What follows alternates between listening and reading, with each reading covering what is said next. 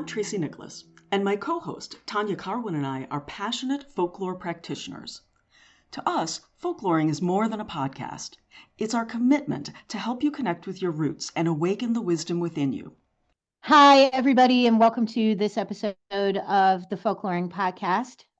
This week, we're going to be talking about celestial folklore, and we're not going to be talking about astrology in this episode, but the folklore surrounding all the things that happen in our skies. So I hope you stick around. We have a good one.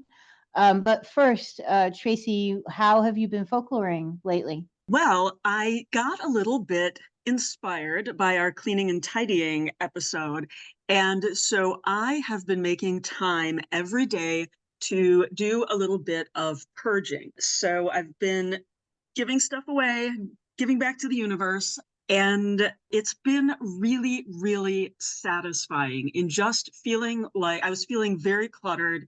And I've been so much more focused because it doesn't feel like everything is scattered around me anymore. So that's kind of what I've been doing. Yeah, lovely. I've been doing something similar, Okay.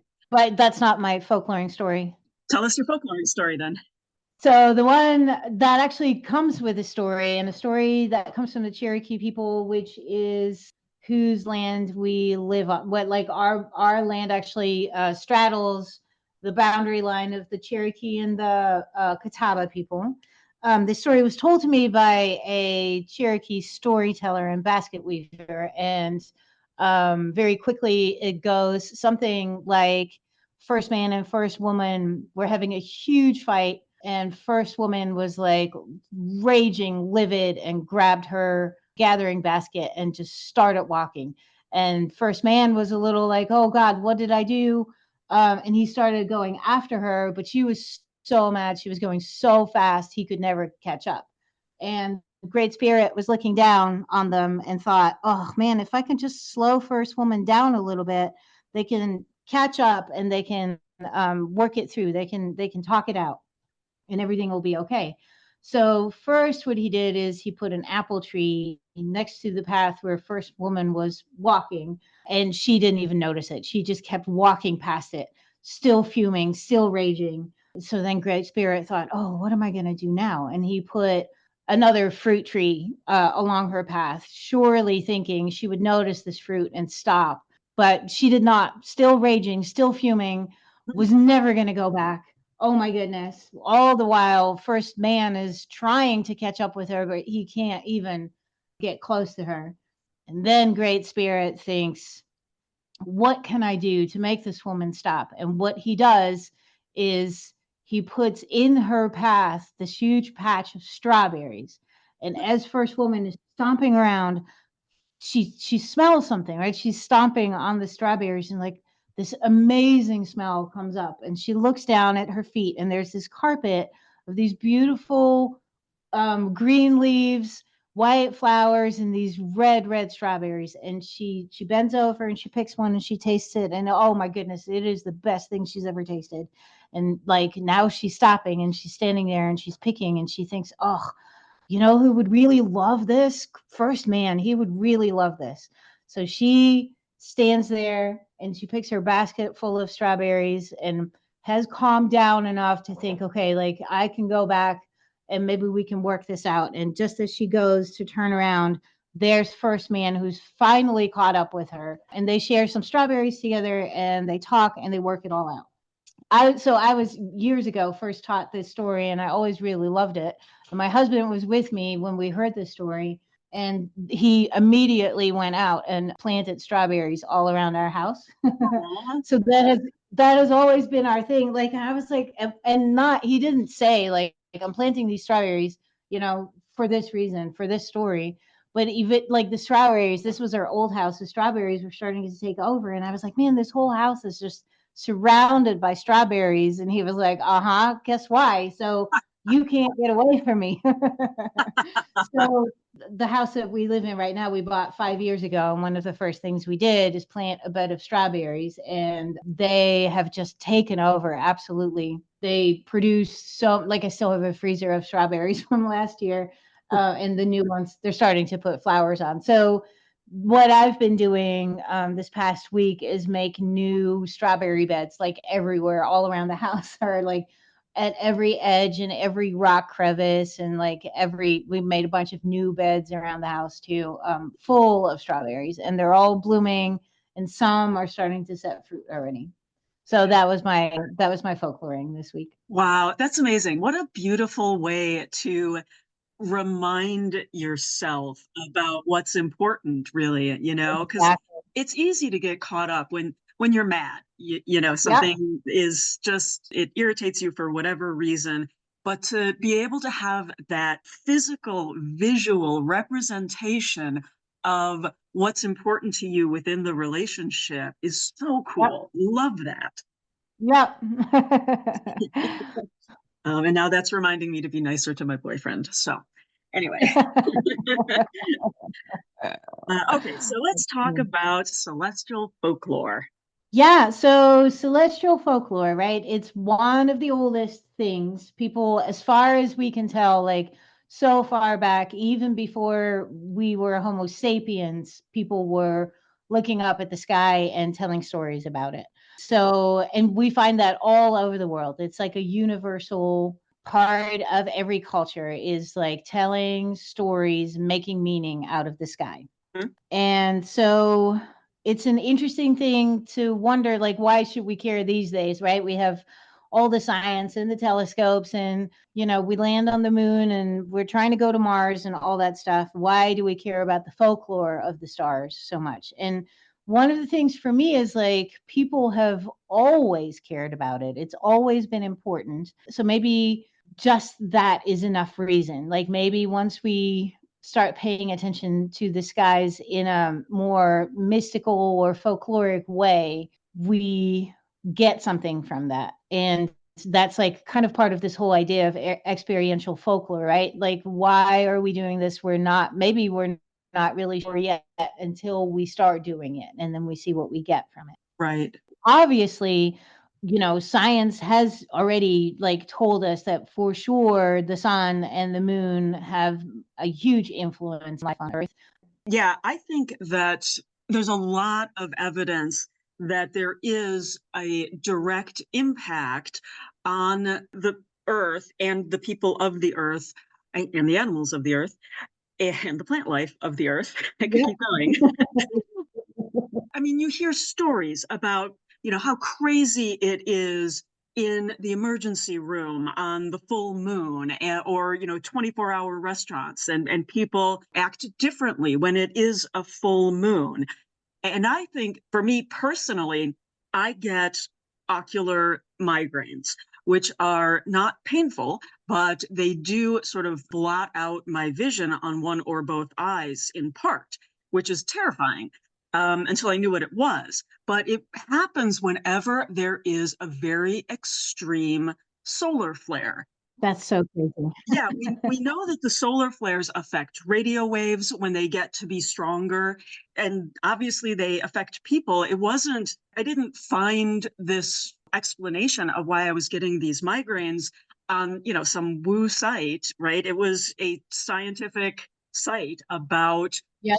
tracking, solar flares and the storms and how they hit the atmosphere. And it's a proven thing that it does. Certain people are susceptible to those flares in a particular way. And I just happen to be one of them. Crazy. Yeah. So I think that we know that the heavens affect us in very specific, provable ways. But I also think that we should care about celestial folklore because, again, it gets back to the symbolism. When we're looking at, say, the phases of the moon, right? And Mhm. when the moon is waxing, you're gathering things. Things are growing in abundance. And when it's waning, you're letting go of things that maybe no longer serve you. So using that kind of symbolism, or the symbolism of the constellations, which we'll get into later. But that's really the heart of folkloring, right? Is to Yep. get meaning out of the world around you and the heavens above. Yeah, and look at the rhythm of it all. Like for me, that's an important sort of part, right? Like, and I'm not that good at reading stars or anything, but I can tell on certain seasons, certain constellations are overhead and things like that. So Right. And then, of course, there's the whole astrology, right? Which is like hugely popular, and people are definitely getting things out of that. I don't think it's scientifically proven or anything. And I also don't believe it needs to be scientifically proven to be have worth, right? So those are the reasons why I think it's important to look a little bit at the folklore of the skies above. Right. So to start with the sky itself, Yep. I think that it's interesting because now, we look up at the sky and we think about the atmosphere and the reflection and all of that. But it wasn't always thought of that way. At a certain point, people thought that the sky was solid and the stars were actually pinned to like a vaulted ceiling, right? Yep. And then at a certain point, there was a belief that the dome was made of liquid and the stars floated on it like ships sailing around. Yeah. And so a lot of different comparisons have been made across different cultures.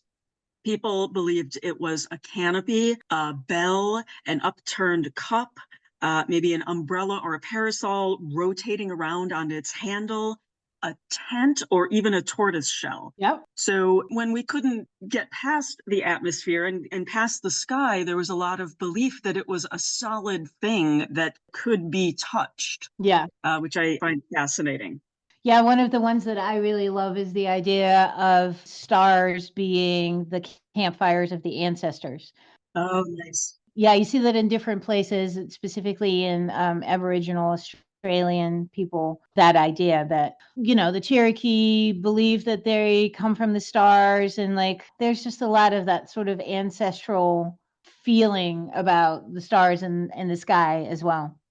And, to be honest, we still don't really know what it's made of, right? Like dark matter, we still don't know what Yeah, that we is absolutely really. do not know what it's made of. So, Yeah. yeah, fascinating. We love the stars. We love them, twinkling above us. I remember when I was growing up, there was a movie theater in town, and it was an old vaudeville house.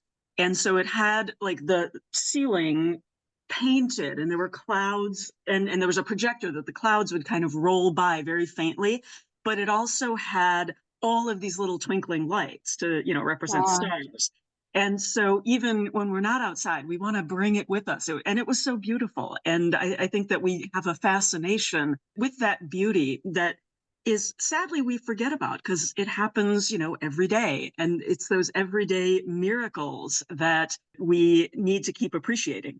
Yeah, and of course, these days we're also dealing with light pollution and other sorts of atmospheric pollution, where a lot of us, and we're indoors so often, especially at night. So we're Right. not as we don't get to experience the stars in the sky as much as our ancestors used to. Hey, you're preaching to a city girl here, so I get you. Yeah, our neighbors, or one of our neighbors across the street has one of those really bright street lights. Like, so we're out in the country and almost nobody does, but the power company will put up a street light right by your house, and it is so bright, and we hate it so much. You don't see it at the back of our property, but like it's by the front on our front porch, all you see is that horrible bright light. Oh, that's terrible. I would hate that so Terrible. much. I Yeah. know, us too. Yep. Yeah, I have security lights in the back. And I Mhm. remember my neighbor, very, very embarrassed, came to me and said, "Hey, do you think you could tilt that light down because it's shining right in our bedroom?" And I would Ugh. have never figured that out. And I was like, "Oh my God, of course, right?" But there's Mm, just so yep. much light everywhere that it does blot out the bulk of the stars, at least where I live. Yep. So, okay, beyond the sky, let's talk a little bit about the sun. Yeah. So we're going to go through some of the major components, I guess, of our sky. And we'll start with the sun, which is clearly like the most important.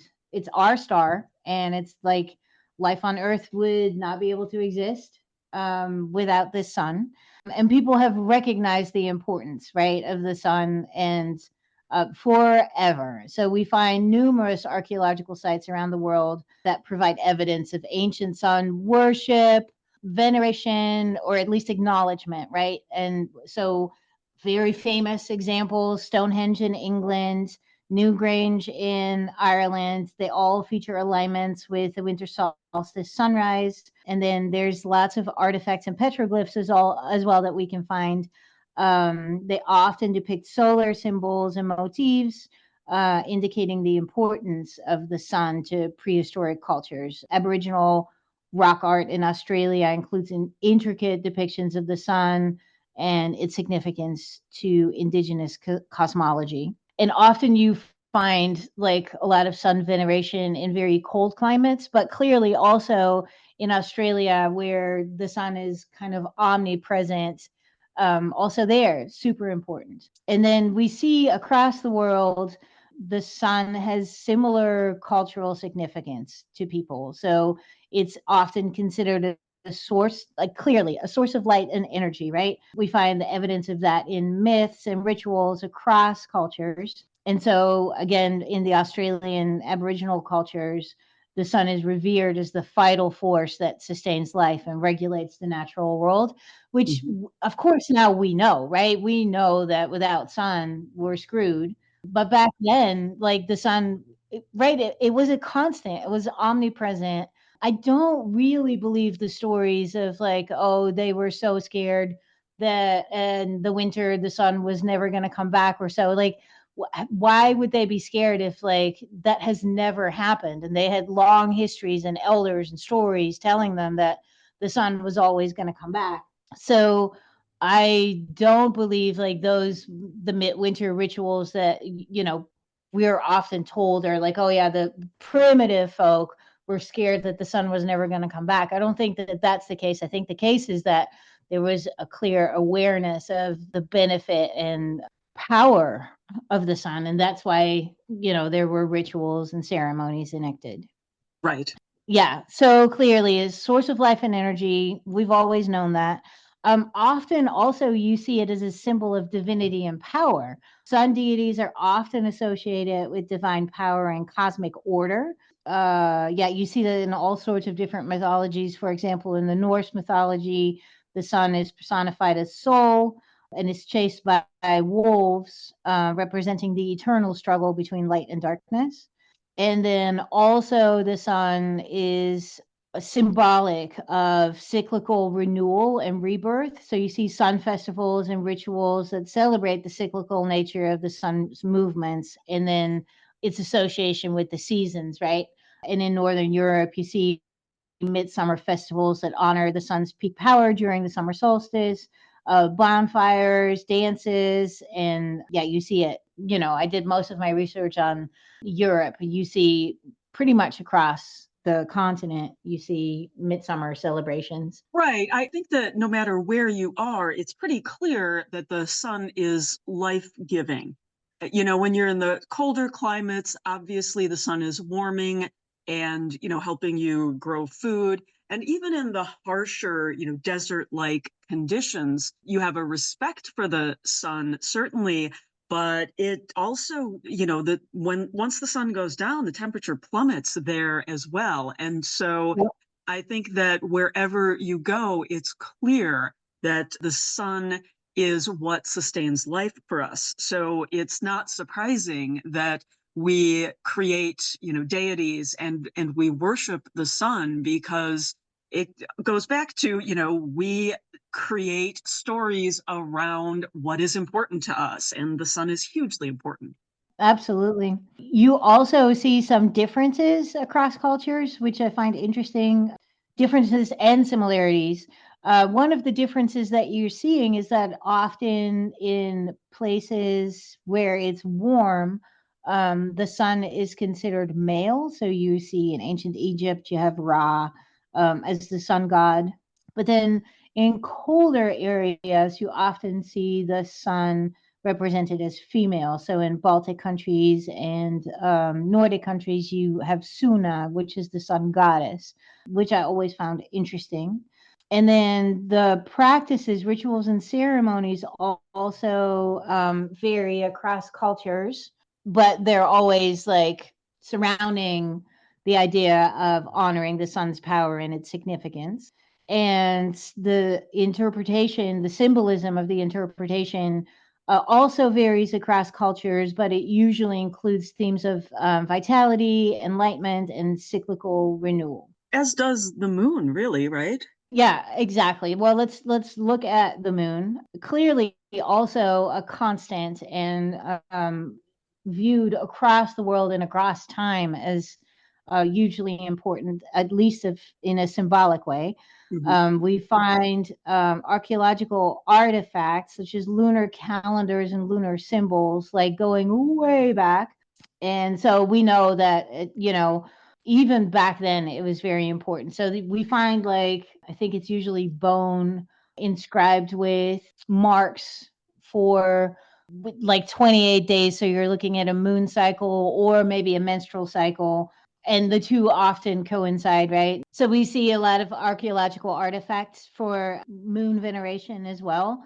So we see lunar calendars and lunar symbols, and they provide us clear evidence for the importance of the moon in early human cultures. Like, for example, we find it's usually bone or horn pieces that have markings on them that are often like 28 markings, which scientists believe that these markings either symbolize a moon calendar or maybe a women's cycle calendar. And we also have an example is like, and not of the moon calendar necessarily, but we have an artifact called the Nebra sky disk, which dates back to 3,600 years ago, which features a depiction of the moon along with other celestial bodies. So that was Bronze Age astronomy. So right there, we already see the importance there. Right. We see lunar observatories, archaeoastronomical sites, and temples at Machu Picchu, for example, in Peru. They're moon aligned. The Callanish stones in Scotland are moon aligned. So that demonstrates ancient cultures' understanding of lunar cycles, and often their incorporation into religious rituals and societal calendars. And of course, we also have mythological texts. Myth and stories from cultures around the world contain references to the moon and its symbolic significance. I mean, there's a lot of myth. I think there's also some interesting lore around the moon. And I don't know if you can see this or not. I certainly can see the man in the moon. Uh huh. And I've known people who are like, there's nothing there. But I definitely see a face. And originally, the story behind it was that a man needed to atone for some sort of wrongdoing. And he's been sent to the moon, sort of like being put in the stocks, right? So everybody Uh-huh. can see him, and he can atone for his crime. And it was thought that he carried a bundle of wood as sort of evidence of the crime, because the crime was often thought of as like stealing, or sometimes it was violation of Sunday rest, or a failure of charity, like he wasn't, giving enough to the church or whatever. Uh-huh. And so I had never heard that story before. I just thought, hey, I can sort of see a face in the moon. Isn't that cool? So I think that was really interesting. And along a similar line, in Southern Africa, the Hottentot people, they had a tale that the moon had ordered a louse to bring the message to humans that they would have the same fate as lice, which is to die only to be reborn, because they believed in rebirth. And Mhm. on the way, the louse came across a rabbit and decided that the rabbit could get to the people faster. I guess his little tiny lice legs weren't going fast enough. So the rabbit, he gave the message to the rabbit to bring to the humans. But rabbits apparently forget as they run. And so he forgot part of the message. And when he got to the people, he gave them the message that like the moon, people would decline and die. And that was all of the message that they got. And the moon was very displeased with this and struck the hare with a piece of wood and leaving it with a split lip. And that's why the hare has a split lip. I kind of don't get that, because the moon does come back. But okay, that was the story. And the other story I don't get is vampires. that, they can't come out in the sunlight, but they can in the moonlight, because isn't the moonlight just reflected sunlight? So that, Yeah. and maybe they wouldn't burn up in the moonlight, but you figured they'd get a pretty bad, like, sunburn or something, because it still is sunlight. So that never made sense to me. That's funny. So they're supposed to only come out on a new moon or so? Yeah. Exactly. But Yeah. yeah, it just it doesn't make sense to me. Although, you hear different explanations about why they can't come out in the sun. The one is that they look too fabulous. But who knows? Yeah. So when there's also themes when we look at the moon in different cultures. Hmm. And so the cultural significance runs along certain lines, and one of those lines is fertility and agriculture. We see the moon definitely being associated with both those things. In ancient Mesopotamia, for example, the lunar phases were closely monitored for agricultural purposes, and the Babylonians believed that planting and harvesting should be aligned with specific lunar phases to ensure more bountiful crops. And similarly, in China, the Mid Autumn Festival, which was a harvest festival, is also known as the Moon Festival. And it celebrates the harvest season and the moon's influence on agricultural abundance. And it's interesting, like so I still plant by the moon. It's like a big thing here in Appalachia, especially with the older people, where there's definitely when you're cutting trees for firewood, you do it on a specific moon phase. And planting by the signs, which is when the moon travels through a particular sign, like it changes signs every 2.5 days or so. Each Hmm. sign is associated with like a part of a plant, so root, fruit, leaf, and flower. So you plant or transplant certain plants when the moon is in a specific constellation. Oh, that's so cool. I did not know that. I mean, so there's different ways, right? There's like the simplest way to plant by the moon is to look at the moon phases. So from new to full, the water and the energy gets pulled up. So you plant above ground, like crops that you would use the above ground parts from. And when the moon goes from full to new, you would plant below ground crops, so potatoes and things like that. Okay. Okay. That's like the simplest way, and I pay some attention to that, but I mostly follow the planting by the signs, where yeah, every 2.5 days or so it changes what particular crop you're supposed to tend to at that point. And then there's barren phases where those times you use for weeding and cutting grass to reduce growth, things like that. And you often hear hard science doesn't really support it, but there's just a lot of people who, are not supported by big agriculture or any of the big farms, like big science. They do studies, and it seems to be seems to have a really positive effect on plant growth. And we've been doing it for the last, like, maybe this is probably our third year or so. And, I can't always make it happen on the right time or so, but we pay attention. There's a calendar on our fridge, and, we're constantly like, what kind of day is it today? When we're dealing with garden stuff, which right now we're in the spring here. So it's like a constant. Interesting. We'll have to put a link in the show notes about that. Yep, totally. I can find a good link for that. Oh yeah, like so back in the day and still nowadays, lots of people, agriculture and fertility is aligned with the moon. Of course, also timekeeping and calendral systems are associated with the moon. The ancient Maya developed a sophisticated lunar calendar based on the cycles of the moon and other celestial bodies. It was used for religious rituals, agricultural planning, and also divination. And in ancient Egypt, the lunar calendar played a crucial role in determining the timing of religious festivals and agricultural activities as well. Mhm. And the flooding of the Nile River was linked to the lunar cycle.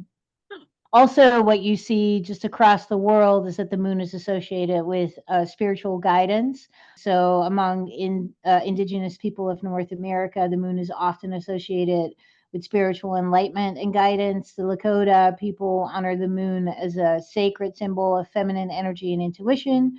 And in Hindu mythology, the deity Chandra represents the moon and is revered for his beauty and divine grace.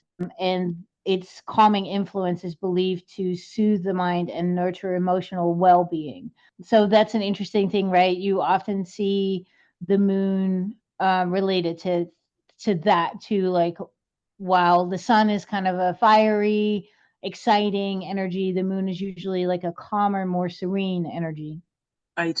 And of course, we also see variations across cultures. Sometimes you see a moon goddess like Artemis, for example, in Greek mythology, and you also see male moon, like Chandra is male. Let's see, there's rituals and ceremonies associated with moon veneration. Traditionally, in Celtic culture, the festival of Samhain was celebrated on the full moon in October, marking the end of the harvest season. In Hindu tradition, there's a festival that is observed by married women who fast from sunrise to moonrise for the well-being and longevity of their husbands. Yeah. I would get kind of snacky, I got to be honest with you. But good for them. Good for them. In African mythology, the moon is often associated again with fertility, also transformation, and the cycle of life. The Yoruba people in Nigeria, the deity Oshun is revered as the goddess of fertility and the moon. And in ancient Egypt, you have the moon god Thoth is Mhm. revered as a divine scribe and a mediator between the gods and the humans. Right. And in addition to deities being representative of the moon, we do, at least, in modern times, we have each of the moons during the course of a year have their own symbolism. Yep. And just to run through some of those real quick, in January, we have the wolf moon, which comes from the hungry wolves howling in the winter. Yep. And that's a Celtic and Old English origin. And February is the snow moon. And for, the Northern Hemisphere, that makes sense for a lot of people because it is the winter here. And it's also called the hungry moon by some Native American tribes because, that's about the time of year that the food resources are getting scarce. And some call it the bear moon, referring to when bear cubs are born. And then there's storm moon, ice moon, snow moon. So, just indicative of wintry stuff. In March, we have the worm moon, which is when the earthworms start coming back up as the soil warms up. Native Americans sometimes called it the crow moon for the crows coming back. And again, the snow crust moon, the sap and sugar moon for when maple sap starts running for maple syrup. Mm-hmm. In April, we have the pink moon, which is for representing pink phlox wildflowers. So when the flowers start blooming again, and so it's early spring. And the Native Americans have names referring to like spring thaws and the return of growth, like the breaking ice moon and the moon of the red grass appearing. Yep. Then in May, we have the full flower moon for obvious reasons. Other names refer to it: budding moon, egg laying moon, planting moon, reflective of that time of year. In June, we have the strawberry moon, although it appears that April is a little bit more of the strawberry time for you. But where I live, that would be pretty accurate. It starts in May for us. They're flowering right now. They're not setting fruit yet. Okay. All right. All right. So June, strawberry moon. Other names, Celtic names are mead moon, horse moon, rose moon, flower moon, and planting moon, which all make sense based on the time of year. Yep. July is the buck moon for new antlers that start to emerge on a deer buck's forehead at that time. Also called the salmon moon, the raspberry moon, and the thunder moon. In August, we have the sturgeon moon, where large numbers of lake sturgeon in the Great Lakes area were available. That was an essential fish for people who lived in this area to be able to eat. Yeah. In October, September or October, depending on the year, is the harvest moon. And it was typically an orange moon because as people were harvesting, it was kicking dust up in the air. And so Yeah. that dust would, you'd be looking at the moonlight through that dust, which made it an orange moon and thus the harvest moon. Other names for the moon in September and October: September is the corn moon, which is when people would be harvesting corn. Can also, be the harvest moon. And October would be called the hunter's moon. And people would prepare for the upcoming winter by hunting, slaughtering, preserving meats. And the hunter's moon, okay, so the October moon is the harvest moon every third year. So you get 2 years of September. Yeah, 2 years of September being the harvest moon, and then a year of October. Interesting. Yeah.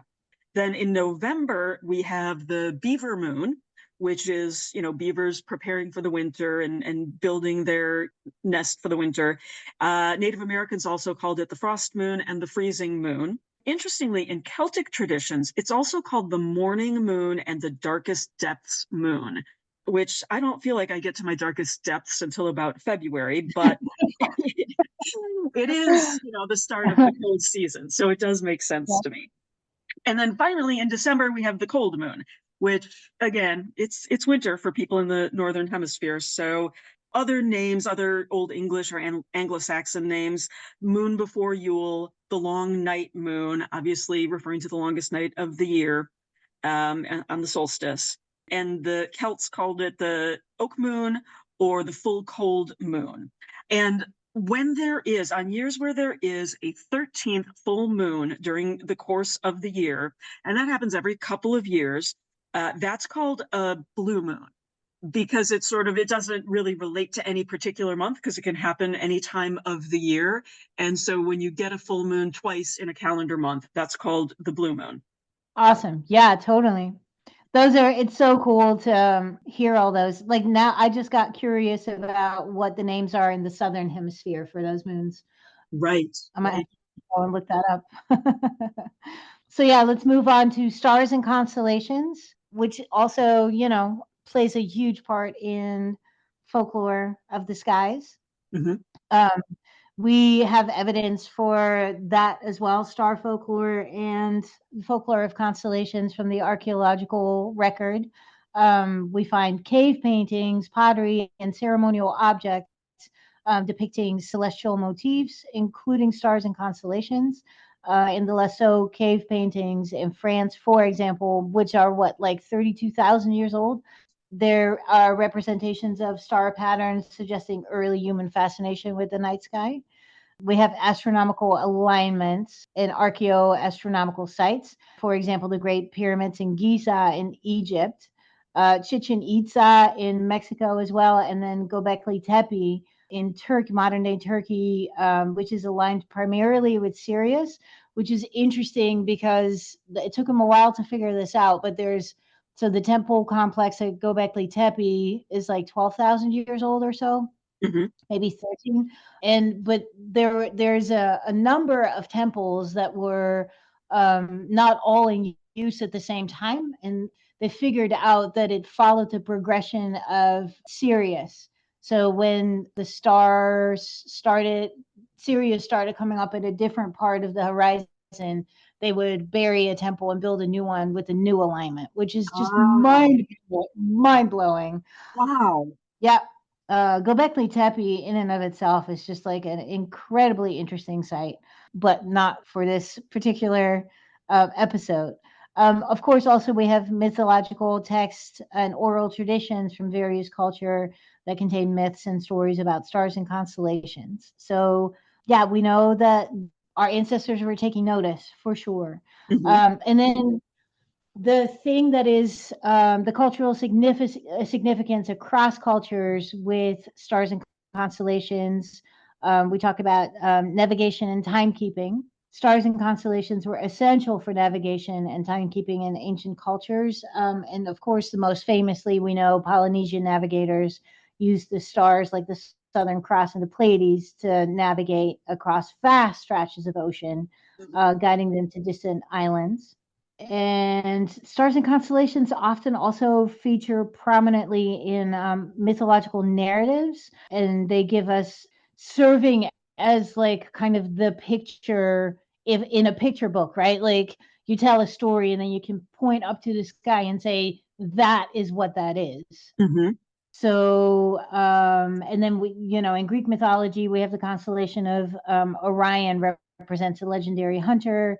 The Pleiades, they're known as the Seven Sisters, like kind of across the world, which is, I find that fascinating. Like there's speculation that the story of the Seven Sisters of the Pleiades goes back to like the out of Africa theory, right? People Right. in ancient Africa were already telling those stories. Yeah, I think it's fascinating that we even have constellations. I mean, obviously, people look for patterns. And I think that you see some, specific labeled constellations like the bull and the scorpion and the lion, that you can see that shape. But some of them, I think, are a lot more of a stretch. And I think that it's interesting because sometime in the 5th century BC, the ecliptic was discovered, I guess, and it is the path that the sun takes throughout the calendar year. So that was identified in Babylon and possibly Greece. So the Babylonians took all the stars that fell across the ecliptic and divided them into 12 constellations known as the zodiac. And so that's where that, astrology kind of thing started, was with them deciding that they were going to take those stars and create these, different constellations. And I think that's why some of them are hard to see, because I think some of them were a little bit forced, just to be honest. Babylonians, you Babylonians. And so based on, creating those symbols, then the stories were created to link, the different occurrences of where the stars were in the skies with the activities of the gods. Yeah, interesting. So we were talking about navigation and timekeeping, exactly. So similarly, like many indigenous cultures around the world developed sophisticated knowledge of these celestial movements to track time and mark important events. The Maori in New Zealand, for example, use the appearance of the Matariki constellation to celebrate the New Year. Mm-hmm. Often we also see, like in mythological narratives, that heroes and even villains from stories are and gods are immortalized in constellations. So Right. somehow they get sent up to the sky, and you can see them right there. Mm-hmm. And it's similar for Indigenous Australian Dreamtime stories and Maori legends. To that point about gods and heroes being transformed into constellations, I did a little bit of a deeper dive on Ursa Major. And Ursa Major is fascinating because there are lots of cultural differences on how that is seen. And Ursa Major, which also contains what's called an asterism, and the asterism is the Big Dipper. And so what that is, it's a smaller grouping of stars that forms something within a larger constellation. Yeah. So in Greek mythology, the Ursa Major was based on the story of Callisto, she was a nymph, or possibly the daughter of a king. And she became pregnant by Zeus, not surprisingly, considering Zeus. Yeah. And Hera, of course, got jealous and turned her into a bear as punishment. Another take on that story is that Zeus turned her into a bear to protect her from Hera. But either way, she got turned into a bear. And then ultimately, Zeus decided to project her into the sky as Ursa Major to glorify her, even though he was running around sleeping with lots of women. At least he did respect some of them in the end. Uh, but now, if you look at the Aztec lore around this particular constellation, it's Texcatlipoca. And Texcatlipoca was a dark god associated with death and the north. And from the angle that they had, the god would have been missing a foot. And it was believed that that foot was devoured by a heavenly monster. Now, in Hindu belief, the 7 brightest stars of the Great Bear are the homes of the 7 rishis, or 7 primordial sages. So the original sages, and that's where they live. In Chinese lore, the 7 stars are the 7 astronomical rectors, which are the masters of heavenly influence, but also the 7 openings of the heart. Now, in northern Spain, the Basques had a variety of characters in this particular constellation.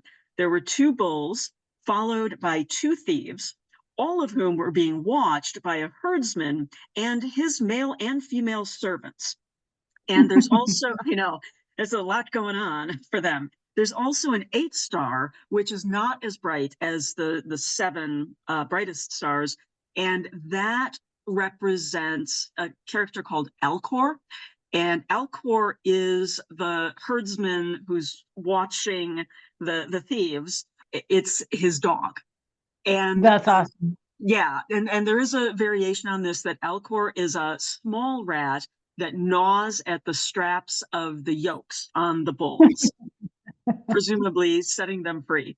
And in some legends, the Great Bear is instead a saucepan. And in those stories, Alcor is a small man that waits for the contents of the saucepan to boil so he can take it off of the fire, which is great. You don't want that burning. However, the folklore around that is that that will, in fact, be the last day of the world. Ah, such great stories. I love that. Yeah, so just fascinating to me that, and all of the constellations have these different kinds of stories. And I'm sure a lot of it has to do with the angle from which you're viewing the constellation, because it's not going to look like the same shape from a different part of the planet. And so I think that that's part of it. And part of it is just, cultural and what supports those belief systems. Yeah, for sure. Okay, moving on to planets and celestial events. We've grouped those together.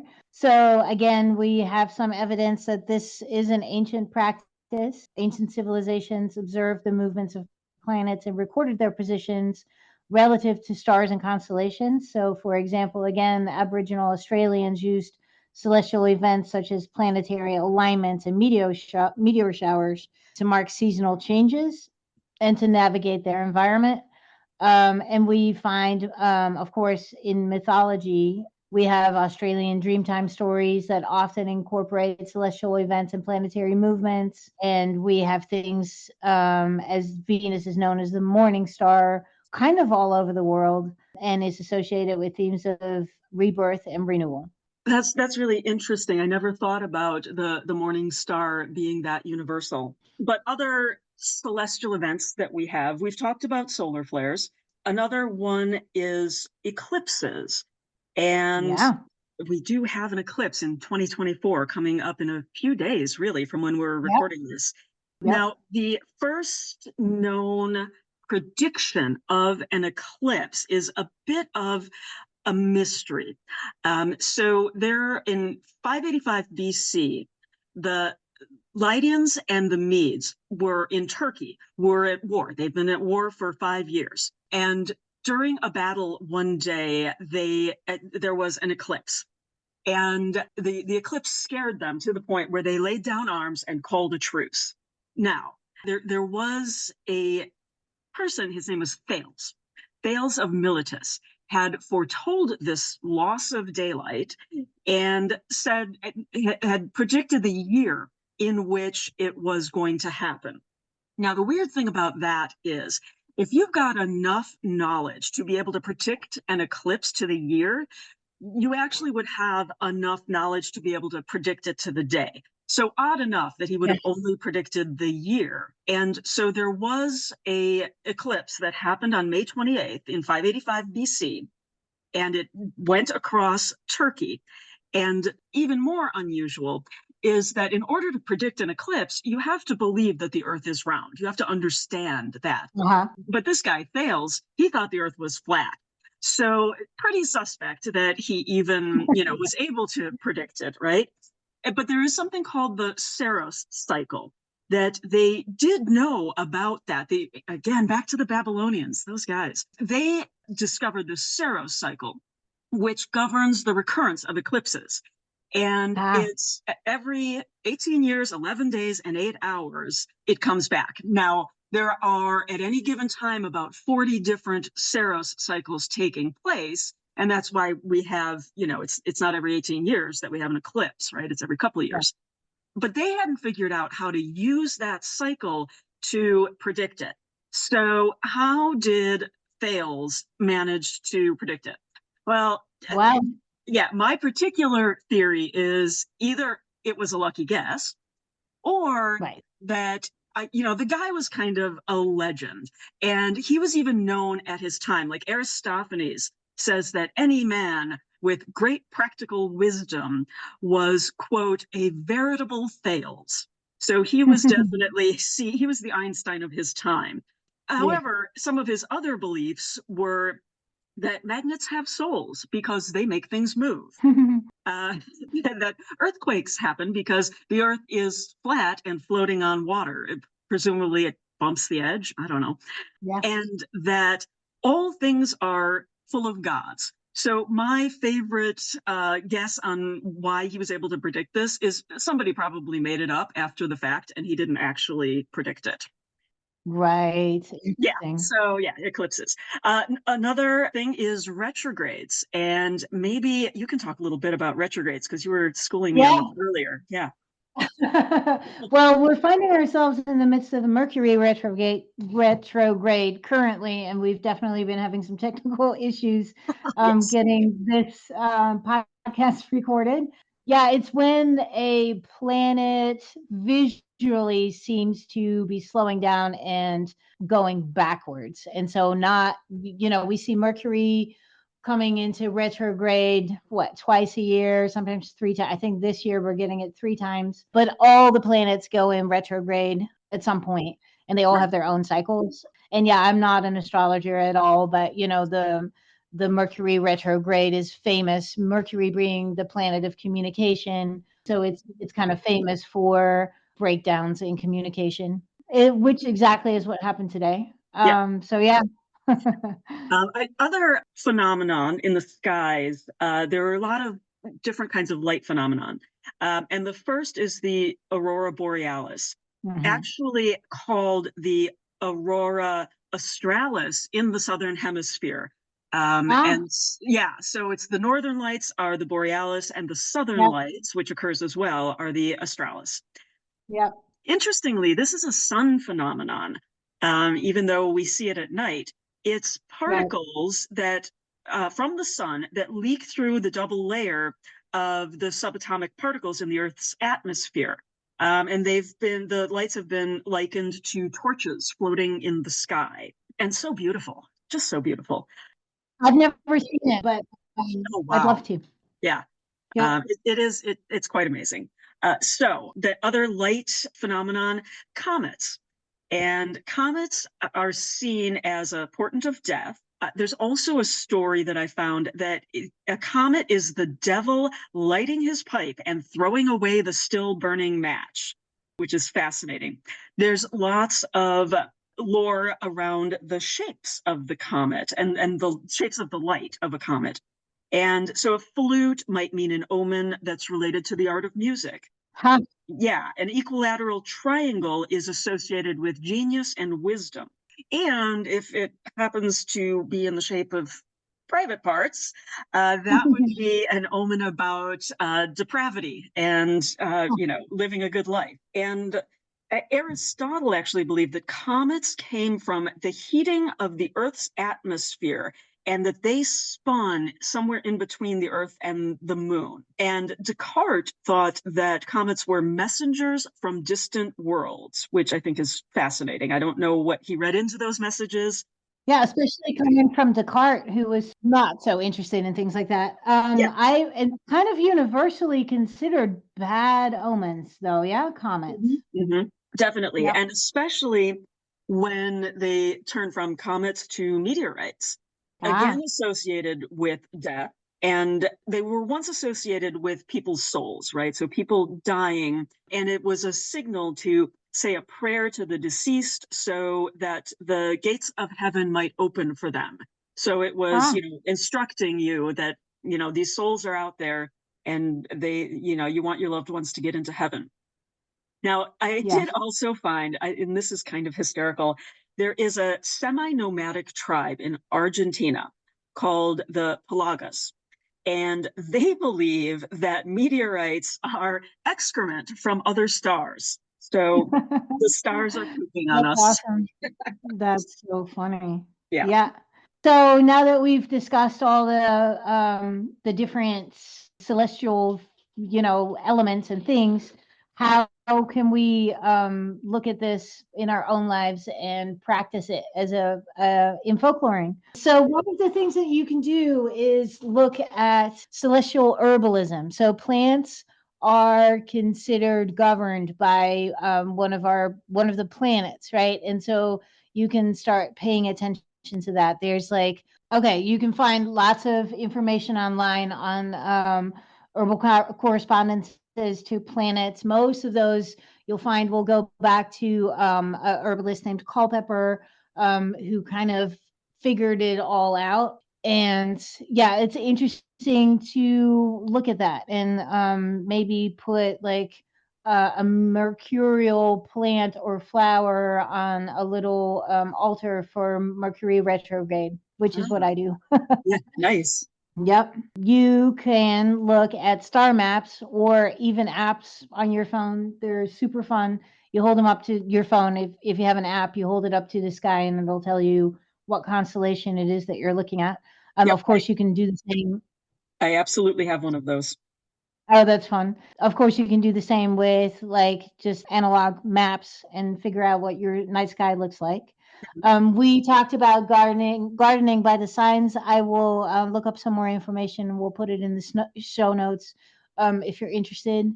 You can go and find the names for the constellations, Sure. and it'd be interesting. I find it interesting to look at what the cultures that are either ancestral to you or that you're particularly interested in, what names and stories they had for different constellations. Like, for example, I found out that Orion, what most of us know as Orion, in the Nordic countries is known as Freya's distaff. And then sort of instead of Orion's sword and his belt, it's Freya spinning, and the sword is her drop spindle, Ah, which I okay. love.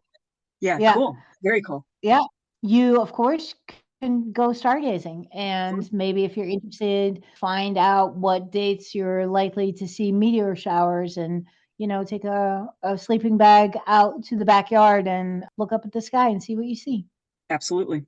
Also, a thing that's interesting to do is making celestial waters or oils or any elixir of any sort. You can expose water to the sun, to the moon, doing during different planetary alignments, things like that, and then use that like that water or oil or elixir captures the energy of that moment. Or even stormwater. Yeah, stormwater for sure. You can use that for in spell work or just to attune to those energies. Yeah, and I think that there are definitely easy things you can do. You can watch the sunrise, or if you're not a morning person, the sunset. I like the sunrise because the lake is east of me, and so it's always beautiful. Um, Oh, nice. and again, talking about the symbolism, the phases of the moon as symbolism, or the different constellations as symbolism, and think about how you use those in your practice. I personally do a full moon ritual every month that gets me focused on, what I want in abundance in my life. And I Uh-huh. use that symbolism to do the ritual on the full moon. A lot of people, I know this is not your deal, but a lot of people charge crystals under the full moon or in the sun. And I think that they feel like that rejuvenates them. I don't do that because I don't think that the crystals need that necessarily. Uh-huh. But a lot of people do. And it's kind of a fun way to think about what are powerful influences in your life, like the full moon. And of course, sunbathing with your sunscreen, with your organic, non-toxic sunscreen, Mhm. or moonbathing, even if you're out looking at the stars, moonbathing as well. And so I think that those are some things that you can incorporate pretty easily in your day-to-day life. Yeah, wonderful. Yeah. Okay, well, thank you everyone for being here with us and talking about all things celestial. Well, not all things, many things. All things would be a lot. And thanks for tuning in. And if you have any questions or comments, don't hesitate to shoot us an email at folkloringpod@gmail.com or find us on any of our socials, Facebook, Insta, and we are also now on YouTube.